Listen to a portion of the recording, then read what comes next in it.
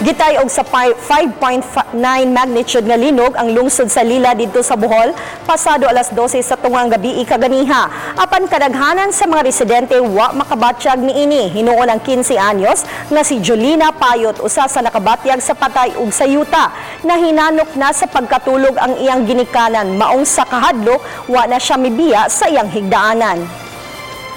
Kay kanang good wala man ko katulog kayo kay tungod sa akong hilanat. Ngunton kanang pag 12:59 man ata to niya. Kanang medyo ni layoff siya magni swing siya. Gikulbaan ko na kanang nakigdara ko kay tungod sa akong kakulbao no kay bawon sa akong himuon.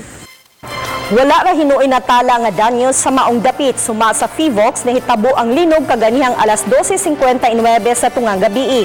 Aduna kini giladmon nga 551 kilometros ug ang epicenter 41 kilometros habagatang sidlakan sa Lila. Nabatyagan sab ang linog sa Orongan City, Eastern Samar. Duna pay posibilidad nga mahitabo ang mga aftershocks.